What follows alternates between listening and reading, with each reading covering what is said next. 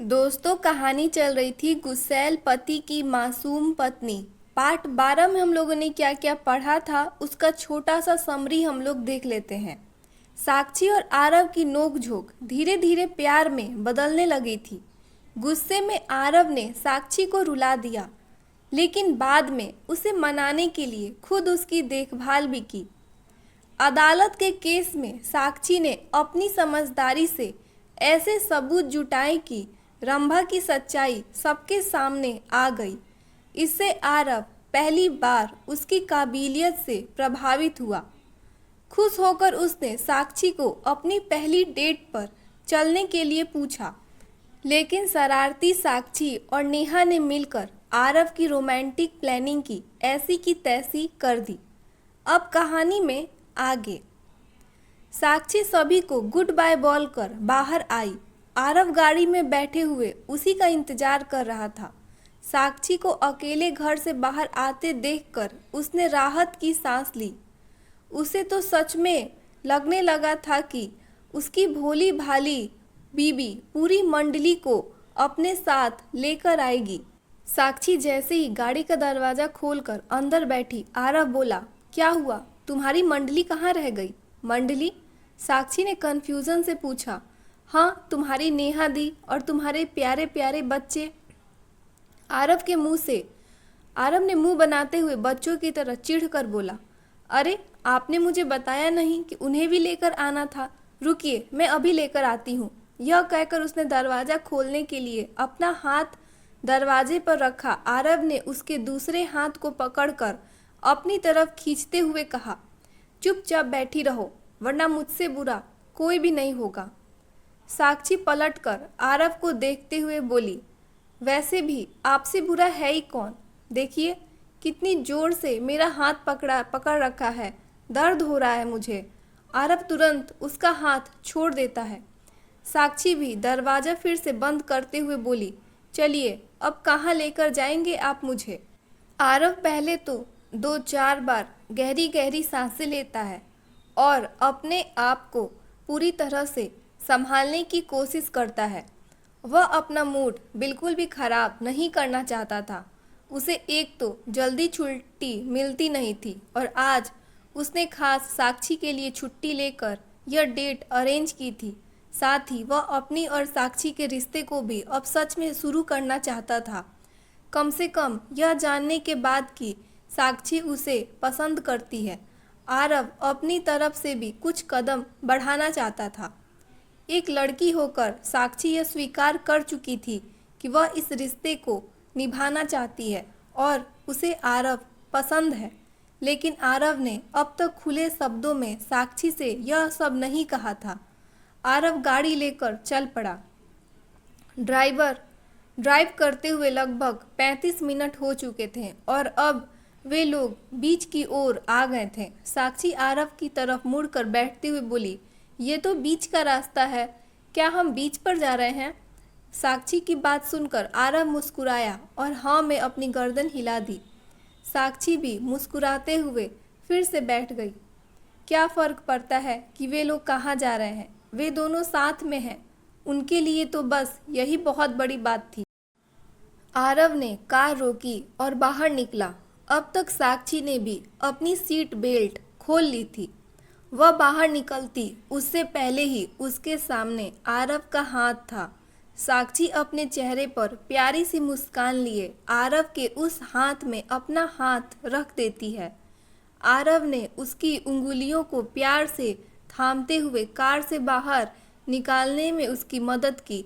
अपनी साड़ी को ठीक करके साक्षी 2 कदम आगे बढ़ी तो आरव उसे और करीब खींचकर उसकी कमर पर हाथ रखकर उसके साथ आगे बढ़ते हुए बोला, यह हमारी पहली डेट है और मैं चाहता हूँ कि इसी तरह की डेट हमारी लाइफ में आगे भी आती रहे। साक्षी सिर्फ मुस्कुरा रही थी क्योंकि उसे अपने सामने रोशनी में जगमगाता हुआ एक टेबल दिखाई दे रहा था। यह समुद्र के किनारे का एक बीच था जिसके एक हिस्से को चारों तरफ से सफ़ेद रंग के पर्दों से घेरकर रंग बिरंगे रोशनियों से सजाया गया था। चमचमाती लाइटों के बीच लाल रंग के दिल वाले गुब्बारे ऐसे लग रहे थे मानो सच में किसी का धड़कता हुआ दिल हो। आरव क्या कह रहा था अब तो साक्षी सुन भी नहीं रही थी। वह तो बस इस सपनों जैसी दुनिया को देख रही थी। ऐसा तो उसने सिर्फ फिल्मों में या परियों की कहानियों में ही सुना था कि इस तरह की डेट भी होती है। इस तरह का कोई डेट पर जाता है, लेकिन उसका सपना तो सच में पूरा हो रहा था। कुछ कदम आगे बढ़ते ही साक्षी ने महसूस किया कि उसके पैरों के नीचे रेत नहीं बल्कि रंग बिरंगे फूल बिछे हुए हैं। उसने अपनी नज़रें रोशनी से हटाकर पैरों की तरफ की। लाल, सफ़ेद और पीले फूलों की जगह जगह सजावट की गई थी। साक्षी के चेहरे पर एक बड़ी सी मुस्कुराहट आ गई और उसने आरव की तरफ देखा। आरव उसी को देख रहा था। साक्षी ने आरव का हाथ और कस के पकड़ लिया। अब वह वहां तक पहुंच चुकी थी जहां से उसे अंदर जाना था। चारों तरफ पर्दे होने के कारण कोई भी उन्हें देख नहीं सकता था। साक्षी जैसे ही आरव की तरफ पलटी, आरव उसे अपनी गोद में उठा लेता है। साक्षी ने अपना हाथ आरव के गले में लपेटते हुए मुस्कुराते हुए कहा, यह बहुत खूबसूरत है, बिल्कुल वैसा जैसे सपनों में होता है, जैसे परियों की कहानी में होता है। आरव आगे बढ़ते हुए मुस्कुराकर बोला, तुम भी तो किसी परी से कम नहीं हो। परियां जादू करती हैं और देखो तुमने भी सब पर जादू कर दिया है। कुछ ही दिनों में घर का हर इंसान तुम्हारा फैन हो गया है। कहते कहते वह अंदर आ चुका था। उसने साक्षी को नीचे उतारा तो साक्षी चारों तरफ घूम घूम कर सब कुछ देखने लगी। हवा के साथ उड़ते हुए पर्दे उन रोशनियों के साथ खेल रहे थे।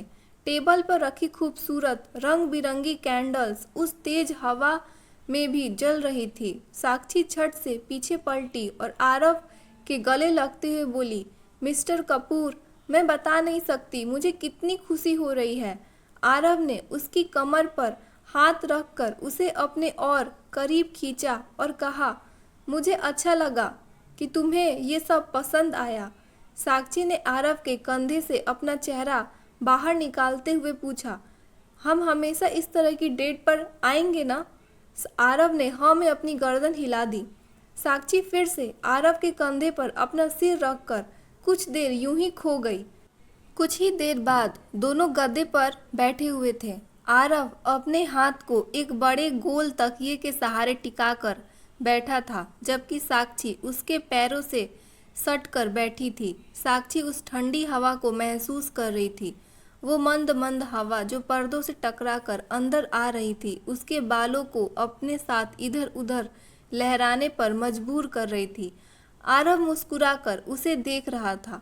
वह सच में बहुत खूबसूरत लग रही थी। आरव को यकीन नहीं होता था कि साक्षी जैसी लड़की उसके जैसे इंसान को पसंद कर सकती है। आरव ने अपना हाथ आगे बढ़ाया तो साक्षी ने भी बिना कुछ कहे अपना हाथ उसके हाथ में रख दिया। आरव ने उसका हाथ पकड़कर हल्का सा खींचा तो साक्षी उसके बगल में आकर गिर पड़ी। आरव के हाथ पर अपना सिर रखे साक्षी अब उसकी आंखों में देख रही थी। क्या हुआ? साक्षी ने प्यार से पूछा। तुम्हें पता है तुम कितनी प्यारी हो? साक्षी थोड़ी सी नटखट बनकर बोली। मतलब गुस्सैल मिस्टर कपूर मेरी तारीफ कर रहे हैं? आरव उसकी बात पर हंसकर बोला। अभी मैं तुम्हें किस एंगल से गुस्सैल नजर आता हूँ? आरव की टी शर्ट के ऊपर बने एक छोटे से प्रिंट को पकड़कर खींचते हुए साक्षी बोली, अभी नहीं लग रहे हैं, पर आप हैं गुस्सैल। और वैसे भी गुस्से में सोचते नहीं कि क्या करना चाहिए और क्या नहीं। आरव समझ रहा था कि साक्षी किस बारे में बात कर रही है। क्या हम आज भी इसी बारे में बात करेंगे? आरव ने प्यार से उसके गाल पर अपना हाथ रखते हुए कहा। साक्षी ने उसके हाथ पर अपना हाथ रखकर अपने दोनों हाथों के बीच उसकी हथेली को जकड़ते हुए कहा, हम हर उस बात के बारे में बात करेंगे जो आपके और मुझसे जुड़ी हुई होगी, क्योंकि बिना बात किए कुछ भी ठीक नहीं होता है। आरव कुछ ना बोला, सिर्फ साक्षी को देखता रहा। मिस्टर कपूर, एक वादा चाहिए मुझे आपसे। बोलो, जो तुम कहो, आज मैं सब मानूंगा। जिंदगी में कभी भी ऐसा लगे कि कुछ भी गड़बड़ है तो सबसे पहले हम बात करेंगे। साक्षी अपने डिवोर्स पेपर वाली बात को लेकर शर्मिंदा थी। आरव समझ रहा था कि वह क्या कहना चाहती थी। इसीलिए मैं नहीं चाहती कि आपको कभी कुछ लगे या मेरे बारे में कुछ जानना हो तो कोई भी फैसला लेने से पहले सबसे पहले आप एक बार मुझसे बात जरूर करेंगे। साक्षी ने आरव को सोचते हुए पाकर कहा। आरव ने भी अपनी हाँ में गर्दन हिला दी। और याद रखिएगा, मैं बार बार मौका नहीं देती। अब रूठी ना तो यह कैंडल लाइट डिनर से भी नहीं मानूंगी। आरव उसके माथे पर अपना होठ रखते हुए बोला, तुम कितनी भी बार रूठ जाओ, मैं मना लूंगा। नहीं मानूंगी मैं, साक्षी ने थोड़ा जोर से कहा। आरव ने उसके होठों पर उंगली रखते हुए कहा, अब रूठने नहीं दूंगा मैं तुम्हें। इसी तरह का कैंडल लाइट डिनर अरेंज करूंगा और तुम्हें अपने पास ले आऊंगा। साक्षी नाराजगी से आरव को थोड़ा पीछे करके उठ के बैठ गई और बोली, मतलब फिर ऐसा करेंगे? हाँ, वायदा नहीं कर सकता कि मैं तुम पर कभी नाराज नहीं होऊंगा, पर मैं यह वादा जरूर कर सकता हूँ कि मैं कोई भी ऐसा फैसला लेने से पहले तुमसे बात जरूर करूँगा। अब मेरी ज़िंदगी के सारे फैसले जो मेरी पर्सनल लाइफ से जुड़े होंगे उसमें तुम 50% की हकदार हो। तभी साक्षी के कानों में बहुत ही धीमी लेकिन बेहद रोमांटिक म्यूजिक का आवाज़ आई।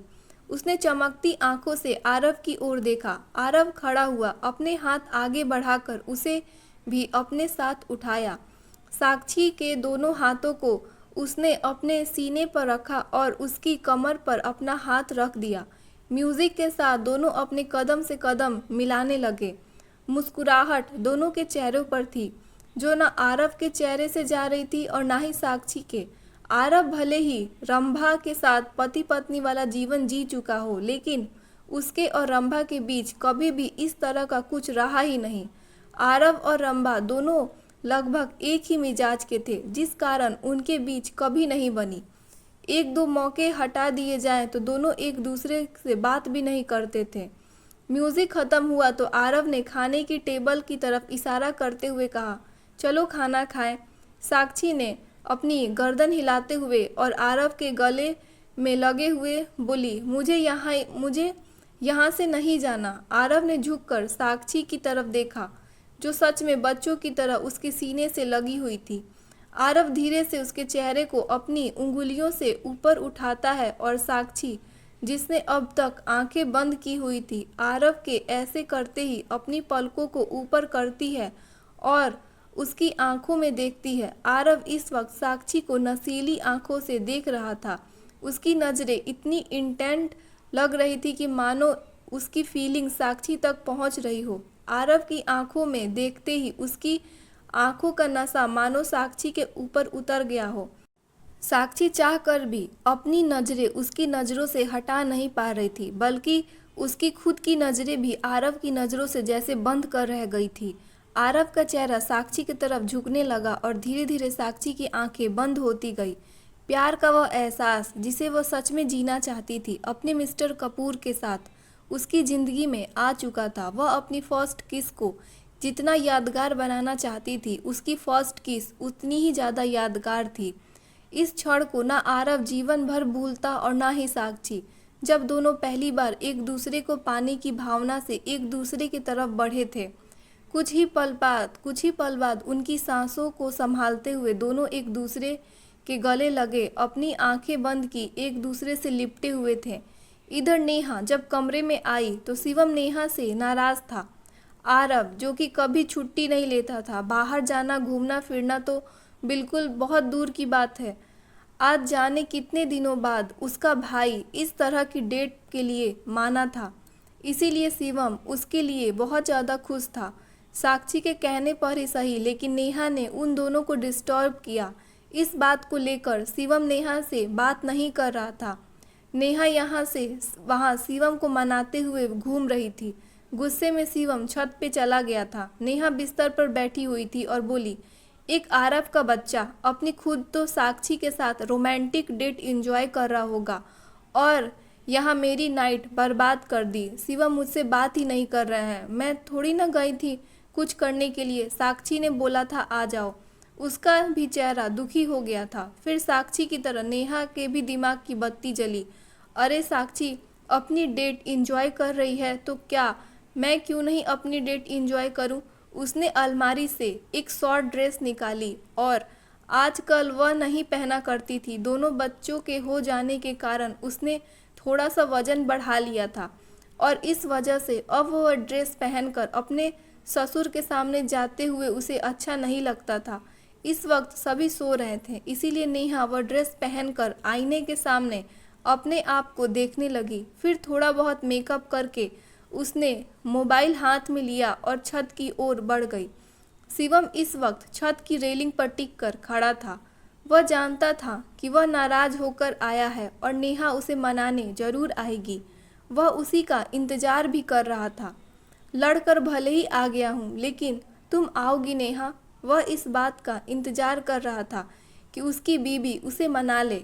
तभी उसे छत पर किसी के आने की आहट महसूस हुई और वह दूसरी तरफ पलटकर अपने चेहरे पर फिर से गुस्सा ले आया। कदमों की आहट धीरे धीरे शिवम की करीब आई। इस परफ्यूम की खुशबू को शिवम पहचानता था। यह नेहा की खुशबू थी। नेहा शिवम के एकदम पास आकर खड़ी हो गई। शिवम ने महसूस किया कि नेहा ने अपना माथा उसकी पीठ पर सटा लिया था। नेहा ने अपने हाथों को शिवम के सीने पर रखा और उसके गले लगते हुए बोली, साक्षी के कहने पर ही किया था ये सब। वो खुद परेशान करना चाहती थी आरव को, क्योंकि आरव उसे परेशान कर रहा था। आप नाराज क्यों हो रहे हैं? प्लीज़ मान जाइए ना। अब शिवम मुस्कुरा रहा था। वह जानता था कि नेहा उससे बात किए बिना रह ही नहीं सकती। उम्र भले ही बढ़ गई थी, लेकिन बच्चों वाला बचपना अभी भी नेहा के अंदर था। शिवम थोड़ा सा गंभीर था, लेकिन जबकि नेहा थोड़ी सी नटखट।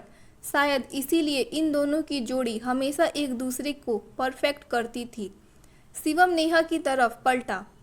नी लेंथ ड्रेस पहने नेहा उसके सामने खड़ी थी। उसने ड्रेस की पतली स्ट्रेप्स की तरफ इशारा करते हुए कहा, ये तुम्हारे पास अब भी है? नेहा मुस्कुराकर शिवम की तरफ देखते हुए बोली, आपने गिफ्ट की थी तो ये तो पूरी जिंदगी भर मेरे पास रहेगी। पहनती नहीं अब तुम ये सब? शिवम ने नेहा को अपने करीब खींच के कहा। माँ पापा रहते हैं, दादी माँ, अच्छा नहीं लगेगा। आपको कैसे लगी? नेहा बोली, मुझे तो तुम हमेशा ही अच्छी लगती हो। आप नाराज नहीं है ना मुझसे? आपकी कसम, साक्षी ने खुद कॉल किया था मुझे आने के लिए। मैं भरोसा करता हूँ तुम पर। तुम्हें मेरी कसम खाने की कोई ज़रूरत नहीं है। शिवम की बात सुनते ही नेहा उसके गले से लिपट गई। उनकी शादी को 10 साल हो चुके थे, लेकिन प्यार आज भी उतना ही था, शायद पहले से ज़्यादा ही बढ़ गया था। बीच पर जहाँ खाना पीना छोड़कर आरव और साक्षी एक दूसरे के आगोश में आसमान के चांद को देख रहे थे, वहीं कपूर हाउस की छत पर खड़ा शिवम और नेहा भी अपने सीने से लगाए अपने चांद को निहार रहा था। तुम्हें पता है, छोटी मोटी थोड़ी सी मोटी हो गई हो। ये जो तुम्हारा गाल है ना, कहते हुए शिवम ने उसके गाल को पकड़कर खींचा और बोला, ये बिल्कुल रसगुल्ले जैसा लग रहा है। नेहा अपना मुंह बनाते हुए बोली, मोटी नहीं हूँ मैं, बस थोड़े से मेरे गाल चबी हो गए हैं और ज़्यादा मोटा बोला ना मुझे तो कल से ही डाइटिंग स्टार्ट कर दूंगी। नहीं, डाइटिंग का नाम सुनते ही शिवम तुरंत बोल पड़ा। एक बार नेहा ने डाइटिंग की थी, 1 घंटे यहाँ से वहाँ बेहोश होते होते गिर रही थी। तब से शिवम हमेशा नेहा के खाने पीने का ध्यान रखने लगा था। आरव और साक्षी की आधी रात बीच पर ही कैंडल लाइट डिनर के नाम पर ही बीती, तो यहाँ नेहा और शिवम की रात छत पर बीत गई। रात के 2 बजे आरव और साक्षी घर आए थे। कमरे में आते ही साक्षी झट से बाथरूम में घुस गई और जल्दी जल्दी कपड़े बदली, और इससे पहले आरव चेंज करके बाहर आता वह बिस्तर पर जाकर दुबक कर सो गई। जब तक आरव चेंज करके बाहर आया, उसने देखा कि साक्षी अपनी आंखें बंद किए हुए सोई हुई है। साक्षी की इस घबराहट को वो समझ रहा था और इस बात का सम्मान भी करता था। उसे भी कोई जल्दी नहीं थी और ना ही वह ऐसा कुछ करना चाहता था जिससे साक्षी अनकंफर्टेबल हो जाए या फिर नाराज हो जाए। ऑलरेडी वो साक्षी को बीच पर बहुत परेशान कर चुका था। इसीलिए उसने आज साक्षी को और ज़्यादा परेशान ना करने का फैसला किया और उसे चैन से सोने दिया। आरव दुनिया के लिए भले ही कितना ही गुस्सैल क्यों ना हो, लेकिन वह साक्षी के लिए बदल रहा था। घर के बाहर तक शेर की तरह दहाड़ने वाला आदमी साक्षी के सामने बिल्कुल बिल्ली बन जाता था। साक्षी इस बात को नोटिस भी कर रही थी और उसे खुशी भी थी कि आरव खुद साक्षी को स्वीकारना चाहता है। बातें, छेड़छाड़ और एक दूसरे के साथ वक्त गुजारना शुरू हो चुका था। आरव ऐसा एक भी मौका नहीं छोड़ता था जब वो उसे साक्षी को छेड़ने का मौका मिले। लेकिन अभी भी दोनों के बीच में कुछ दूरियां थीं। कुछ दिनों में ही कोर्ट के फैसला भी आ गया और बच्चों की कस्टडी आरव और साक्षी को दे दी गई। रंभा इस बात से बहुत ज़्यादा चिढ़ी हुई थी। इन सब के लिए वो कहीं ना कहीं साक्षी को जिम्मेदार समझ रही थी। रंभा के इस बदले हुए मिजाज का असर उसके और उसके बॉयफ्रेंड के रिश्ते पर पड़ रहा था। रंभा का चिड़चिड़ापन पहले से उसके बॉयफ्रेंड रॉबिन को परेशान करता था, लेकिन वह फिर भी उसके नखरे उठा लिया करता था। मगर वक्त के साथ, खासकर केस हारने के बाद, रंभा का चिड़चिड़ापन इतना ज़्यादा बढ़ गया था कि अब उन दोनों के बीच खटास आने लगी थी। रॉबिन का अब रंभा के करीब रहने का सिर्फ एक ही मकसद था कि रंभा शहर के सबसे अमीर आदमी की बेटी थी। रॉबिन कंपनी के हाई पोस्ट पर था, उसकी सैलरी भी अच्छी थी, लेकिन रंभा के मुकाबले वह जानता था कि उसकी फाइनेंशियल हैसियत कुछ भी नहीं है। साक्षी के मायके में भी एक खुशखबरी आई। पूजा लौट कर वापस आ गई थी, या यूँ कहूँ कि उसके माता पिता ने उसे ढूंढ लिया था। वह अपने कॉलेज के एक लड़के निशांत के साथ रह रही थी। जब महेंद्र जी को यह बात पता चली तो उन्होंने अपने भाई से बात करके निशांत के माता पिता से मुलाकात की। दोनों साथ में रह रहे थे, ऐसे में उन्हें अलग करने का मतलब था कि दोनों बगावत पर उतर आते। सबसे बेहतर यही था कि उन दोनों की शादी करवा दी जाए। निशांत ने शादी करने के लिए 2 महीने का वक्त मांगा, क्योंकि इन सब के बीच वह अपना एक घर लेना चाहता था। अभी जिस घर में वो रहता था वह एक रेंटल अपार्टमेंट था और शादी से पहले उसका मकसद अपना घर खरीदना था। परिवार वालों ने भी इस बात को मान लिया। साक्षी कल रात से ही आरव से बात नहीं कर रही थी। आरव उसे खूब मनाने की कोशिश कर रहा था। साक्षी को अपने मामा के घर जाना था, क्योंकि उसके मामा के बेटे की शादी थी। अर्पित 2 बार आकर उसे लेने के लिए आ चुका था, लेकिन दोनों बार आरव यह कहकर उसे वापस भेज देता था कि वह खुद साक्षी को छोड़कर आएगा। 2 दिन बीत जाने पर अर्पित फिर से आया। आरव ने उसे फिर से यही कहकर लौटा दिया कि वह 2 दिन बाद साक्षी को छोड़ने आएगा, और अब 2 दिन भी बीत चुके थे। साक्षी अभी भी अपने ससुराल में थी और आरव उसे न भेजने के बहाने ढूंढ रहा था। मामा जी से बात करने पर पता चला कि सारे मेहमान अब तक आ चुके हैं, इसीलिए अब साक्षी ने सोच लिया कि वह आरव से बात नहीं करेगी। साक्षी प्लीज़ यार, ऐसा मत करो। तुम्हें पता है ना कि अब तुम्हारी आदत हो गई है, तुमसे बात किए बिना नहीं रहा जाता। आरव साक्षी को मनाते हुए बोला। अच्छा, और मुझे मेरे भाई की शादी में नहीं जाने दे रहे हैं, यह अच्छी बात है क्या? साक्षी जाकर फिर से बिस्तर पर मुंह फुलाकर बैठ गई। अभी इतनी जल्दी कौन आता है शादी में? अभी 5 दिन हैं। आपकी शादी में आपकी बहनें कितने दिन पहले आई थीं? 15 दिन। बोलकर आरव खुद ही फंस गया। 15 दिन पहले आपकी बहन आपकी शादी में आई थी, लेकिन मेरे भाई की शादी में 5 दिन बचे हैं और मैं अभी भी यहीं पर हूँ। आरव उसके दोनों हाथ पकड़कर उसे अपने करीब खींचता है। साक्षी उसके गोद में आकर बैठ चुकी थी। अब धीरे धीरे दोनों की झिझक थोड़ी कम हो गई थी। मन नहीं करता तुम्हें भेजने का, एक दिन के लिए भी नहीं, आरव ने कहा। साक्षी ने आरव की तरफ देखा, जो सच में बहुत उदास नजर आ रहा था। लेकिन शादी में तो हमें जाना होता है, तुम्हारे बिना कैसे रहूँगा, जैसे अब तक रहते हैं। तुम नहीं मिली थी ना तब तक। एक काम करो, अभी चलूँ मैं भी चलूँ तुम्हारे साथ? कोई ज़रूरत नहीं है वहाँ मेरे साथ रहने की। लोग क्या बोलेंगे? लोग तो यही बोलेंगे कि कितना प्यार करता हूँ। ओह हेलो, ऐसा कुछ नहीं है, उल्टा लोग चिढ़ाते हैं। आपको क्या पता कितनी शादियों में आप गए हो, मुझसे पूछो। मेरे इतने सारे रिश्तेदारों की शादी होती रहती है, साक्षी ने अपनी पीठ खुद से ही थपथपाई। तो तुम नहीं मानोगी, मुझे लेकर नहीं चलोगी? साक्षी ने ना में अपनी गर्दन हिला दी।